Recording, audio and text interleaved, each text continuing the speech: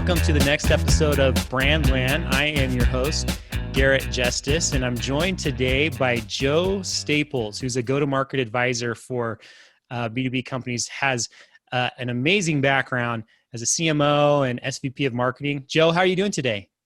I'm doing great. How are you, Garrett? Good. I'm really excited to jump into our topic today. But before we do that, would you mind giving our listeners just a brief overview of your amazing career so far and what you're doing now? Sure. I don't know how amazing it is, but I kind of cut my teeth in the Utah tech scene with Novell for a number of years.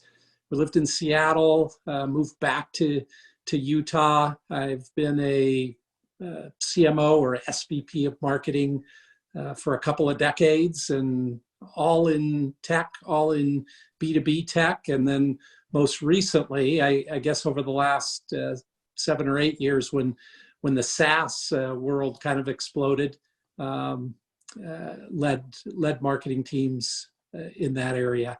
And now I've kind of stepped back from that day-to-day operator role. I think I'm like, this might be my 7th day into this.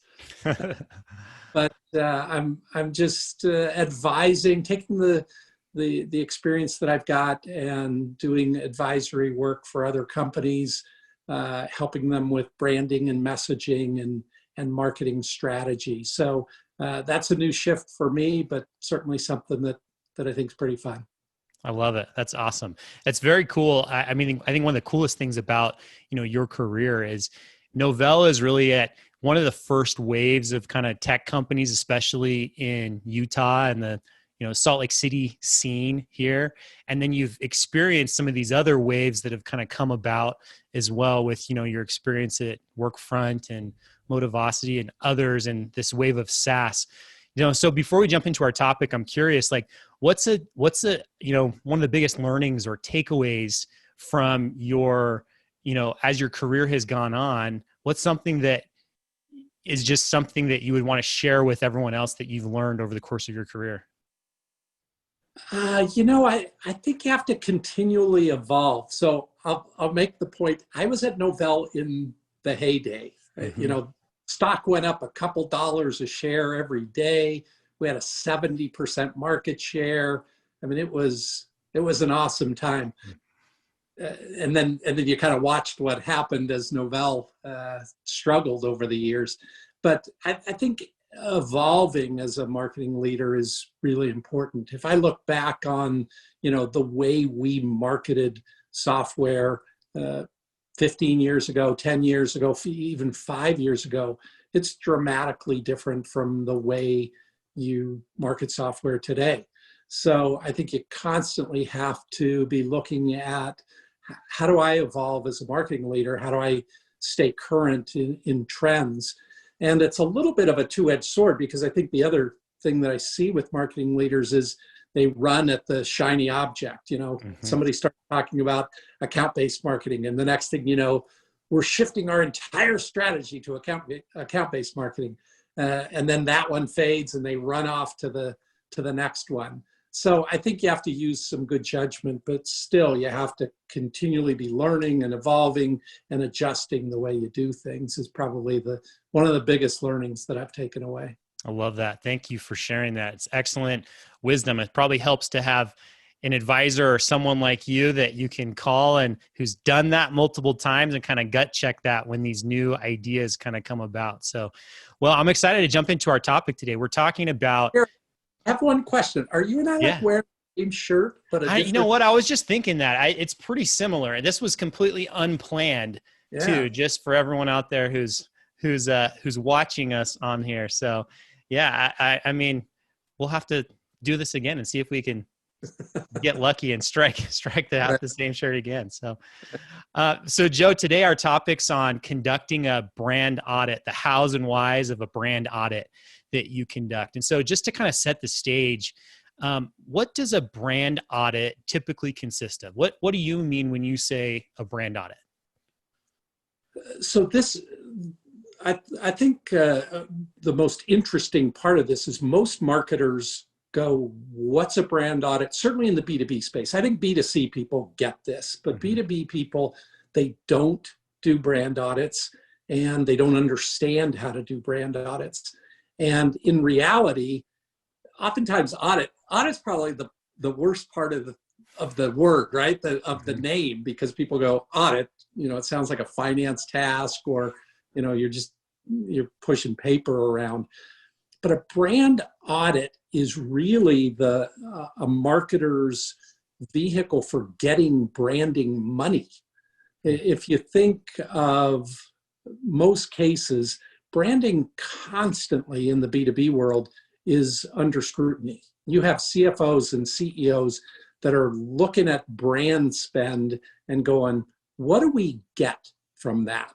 Mm-hmm. And what typically happens is a marketer says, well, it increases our brand.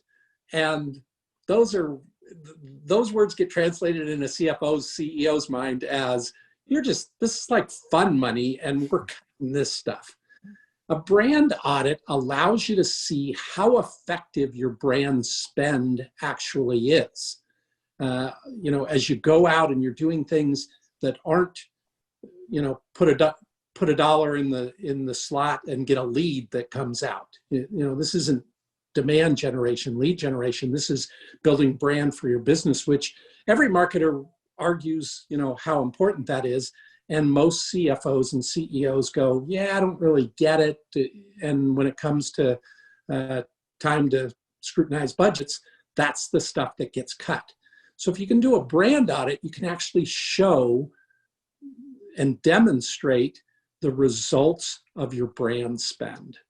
So the audit is really going out and surveying. Maybe we should call it a brand survey. That sounds way better than audit. A brand survey of prospects, customers, employees, partners, resellers, and understanding how effective your brand spend is actually being. It makes total sense. I think especially today, and especially in the world of B2B or SaaS, marketers have become so technical and everything is data driven, or maybe should be data inspired, right? But we want to be able to track everything.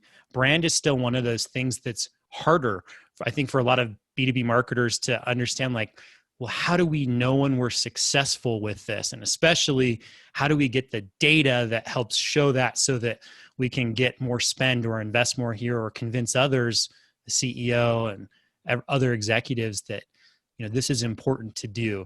And we know that it's important to do. We've seen it over and over. We've heard it over and over. So I'm really excited to understand this a little bit more. I think that it makes total sense. So another question. Yeah. Let me jump in and share a story with you. It was one of the earlier brand audits when I first started doing them, and I've done them for kind of year after year. I joined a company, and I was SVP of marketing, and first thing I did is I went and met with all the sales team members and said, hey, we're going to be partners. Tell me what you need from me. And they said, my biggest problem is I get into an opportunity, and the person looks at me and says, who is, name the company, I've never heard of you. Mm-hmm. And I thought, okay, that's my job to fix that. Well, how do I know if I fixed it or not? Let's do an audit. So right out of the gate, we did an audit, and our audits have about 15 questions. The basic question is, are you familiar with a company by the name of blank? Mm-hmm. And so we ran the survey. It came back 6% said yes. 94% said no. And so it validated, that the sales guys weren't just making this up. I mean, this was an issue. It also, in my marketing mind, I thought, hey, this is like a piece of cake. Like, I can't get any worse than this. So I I worked for an awesome CEO, great guy named Don Brown. And I went to him and I said, hey, here's the problem. And I validated it with survey data. 4% of the businesses out there that fit our targets have even ever heard of us. And so I want a wheelbarrow full of money to go do some branding and fix this. And he trusted me and he said, okay, here, give me a budget. Tell me what you're going to do. I gave it to him. He approved it. We ran ad campaigns and we ran all kinds of branding promotions. 9 months later, we did another brand audit. Went back out to people that fit our target demographic and asked them, again, that basic question. Are you familiar with a company by the name of blank? 6%. 9 months later, hadn't moved 1 percentage point. Oh, no. All right. Now I maybe should worry a little bit more. But again, to the credit of this CEO, Don Brown, I went back to him and I said, hey, I learned a really important lesson. It takes more than 9 months to move the needle on brand. And so I need some more money. And to which he said, oh, all right, you convinced me. Here's some more money. And so we did, we ran campaigns again for another year, for another 12 months, and reran it. And it had jumped to 23%. We ran it a year after that, and I think it was 52%. And a year after that, we had gone into the 70s, and we kind of ended being able to maintain year in and year out, kind of in the upper 70s, lower 80%. That's awesome. So there's no quick fix, and you have to have some patient leadership to be able to say, hey, this takes time and this takes money. You can't just snap your fingers and you're going to fix it, but it's fixable. And then the thing that really emphasizes the reason to do these brand audits is if I didn't have those numbers, if I wasn't able to say, hey, 6% just went to 23% and 23% just went to 52%, they wouldn't have kept giving me money. Mm-hmm. At some point, they would have said, "Okay, we're done with this. We're not going to keep doing this." So that's the message. That's the importance of the audit. Man, that is awesome. Such a great example. I think we're just ready to end right there with that story, but I want to dive into it more. Yeah, let's tell them how. Yeah, so let's talk about that a little bit more. So you've talked about, okay, you do this brand audit. You said you have this set of, 14 or 15 questions. One of them is you're doing a survey with potential customers out there to ask, are you aware of this company? Tell us a little bit more about, the guts of that and how you go about doing it. Yeah, so we would survey, and this is certainly the recommendation that I would make. We surveyed prospective customers, so somebody that fit our target. We surveyed existing customers, people who had actually bought from us. We surveyed employees, and in our case, we sold through a reseller channel, and so we surveyed them. Because what we were really looking for was, the first thing, we want brand recognition, but then we also want brand alignment. So we're trying to measure internally, let's say our primary message is innovation. We're the leading innovator in our space. We're always coming out with stuff that's better and faster than our competitors. Internally, we may believe that, but externally, that message might not be getting through. And it might not be getting through to existing customers. And it might not be getting through to resellers. So once you go through that exercise of defining, here's what we want to be known as, and here's what our main messages are, and here's what we're going to communicate with our brand, then measuring all 4 of those groups allows you to see, are you getting alignment? Or internally, are we getting it? And externally, yeah, they're getting something completely different.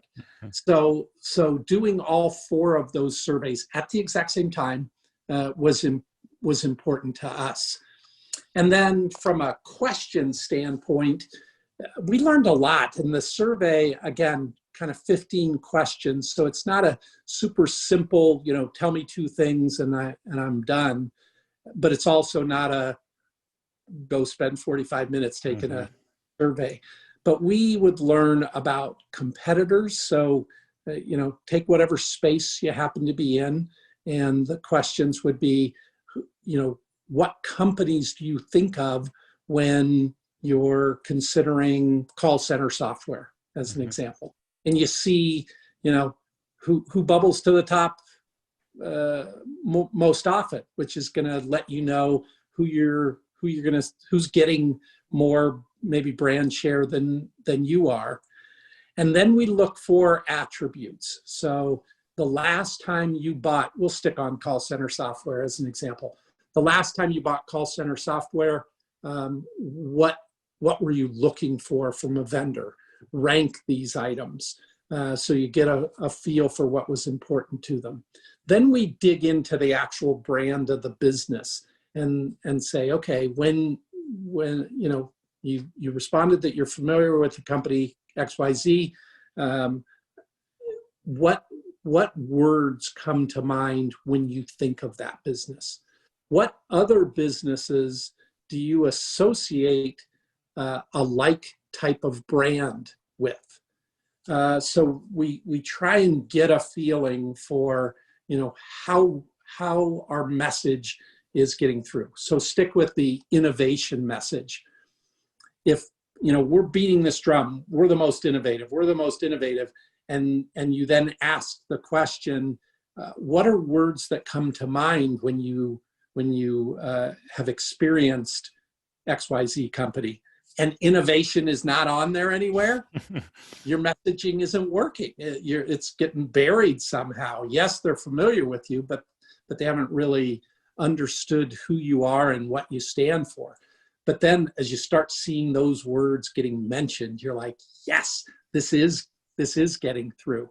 So it helps you not only to get, here's what percentage of the people recognize us and know about us, but are they looking at us in the way that we're trying to project our brand back out to them?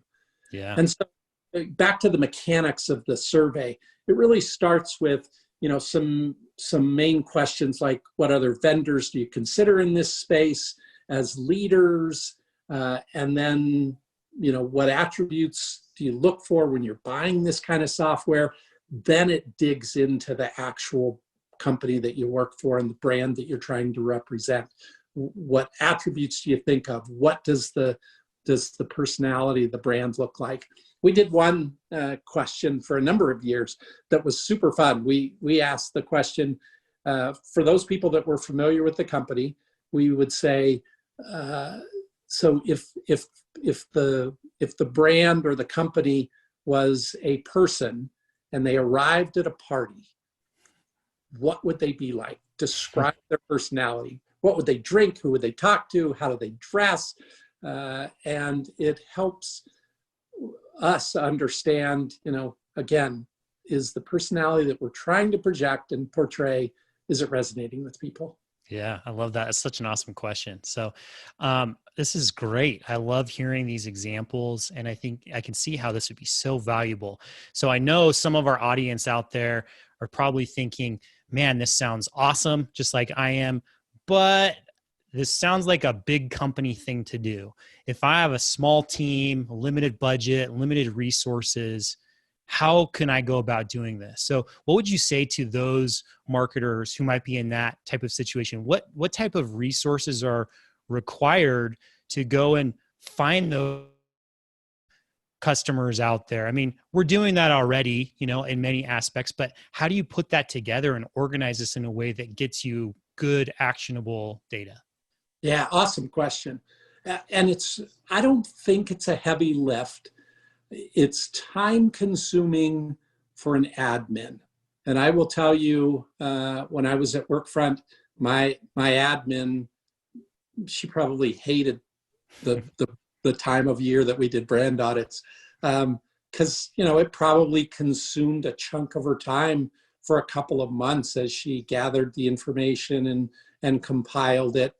But it's not a team of people. You think of those 4 groups that we're going after. Your customers are captive audience. your employees are captive audience, and your resellers are captive audience. So super easy to get them from them. And then we just used SurveyMonkey and used the ability to define, here's the demographics of who I'm looking for to respond, the industry they're in, size of business that they're in. So we made sure they were our kind of a target. And then developing the instrument is really that's where the kind of secret sauce or magic is. And once you have that, the nice thing is then year after year, you just dust that thing off and go out and survey the next group again and see if the needle moved at all. Yeah, love it. But it's not, I guess my message is it's not a heavy lift. We did it when we were a pretty relatively small company. Yeah, good. Well, it's just about making it a priority, right? Understanding that it's important to do, investing the time and making sure that you have those good questions, or finding someone who's done it before and learning from them like you have, right? So awesome. This is great. I know one last question, as we're getting close on time, I know, but going back to the original example that you shared with us, you said you did it the first time, 6%. You did it the next year, 6%. I want to dive into that moment. And, we're talking more about the audit today, but I'm really curious, what did you do in that moment, that second time when those results came back 6%? What were the main things? Did you change anything? Did you do anything different in that coming year? Or did you continue with a lot of the same strategies to try and build brand awareness? Like, what was working in that moment? I believed in what we were doing. I really drew the conclusion that it just takes longer. You just need more brand impressions. So one of the things that we had done is, when I arrived at this business, they were doing a little bit of everything. Like, I could talk to every advertising vendor in that space, and our company was giving everybody a little bit of money. And we canceled probably 90% of those contracts, picked one vendor and said, they have a highly trafficked website and online properties. They have trade shows that they run. They had magazines. And we said, we're pooling our money and we are going to pound on that audience. And that audience was broad enough. And so I believed in that strategy. And so I just really felt that it would just take a little bit longer. One other example, one of the things that the brand audit served us really well for Utah audience, you'll remember that Workfront was originally called AppTask. And in my interview to be the CMO of AppTask, they told me they were going to change names. And they didn't know what the name was, but they were going to change the name. And so I got hired as the CMO, and I thought, wow, we're going to go change the name of the business.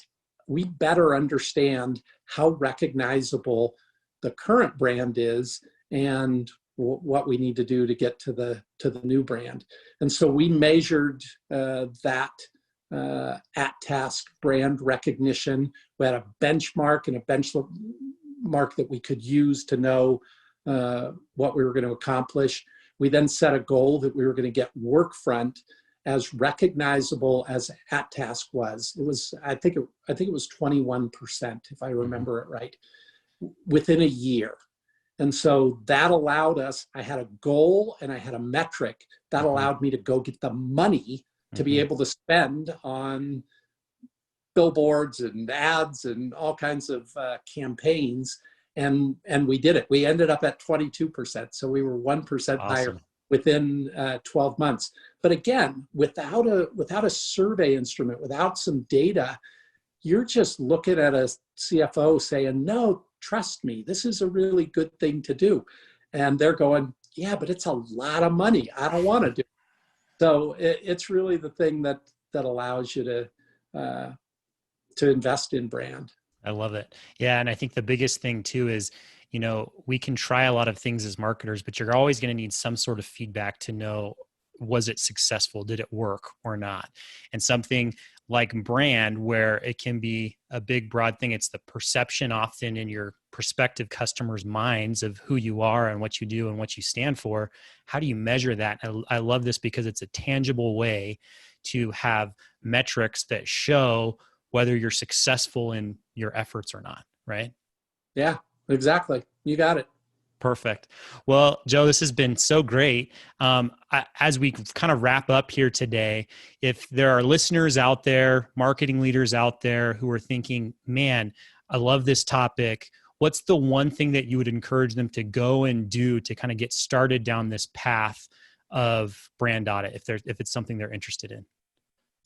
Yeah, I think where I would start is to try and find what kind of appetite there is inside the business to invest in brand.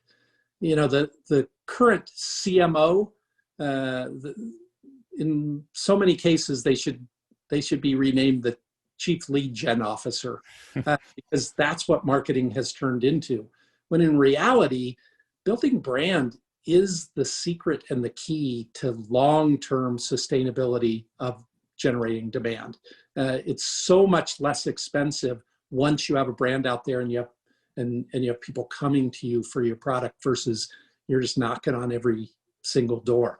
So I'd try and gauge, is there an appetite for it? Because otherwise it's going to be pretty frustrating for a marketer. But if that appetite is there and you have executive leadership that are kind of buying into it, then I would say, great, let's put together an instrument where we can measure where we're at today, and then put together a plan of how we're going to invest in our brand and measure the results of it. Yeah, awesome advice. And I think if you don't have that executive team that's bought in, it might be time to do some of that internal marketing and promotion to help them understand why it might be important to start investing in brand. Lots of research out there. I know we've shared some of it on previous episodes on the importance of building a strong brand. And so anyways, Joe, again, this has been so great. Really appreciate you taking the time to share your wealth of wisdom and ideas and examples with us. If there are listeners that want to follow up with you or have questions after this episode, what's the best way for them to get in contact with you?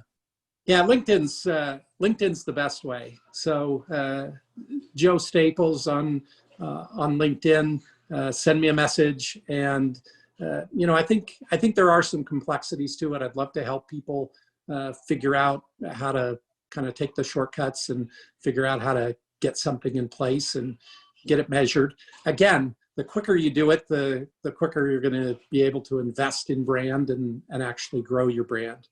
Love it. Well, again, thanks so much, Joe. Really appreciate it. Hope you have a great rest of the day. Yeah, you too. It was a fun topic. Thanks a lot. Thank you. We'll see you.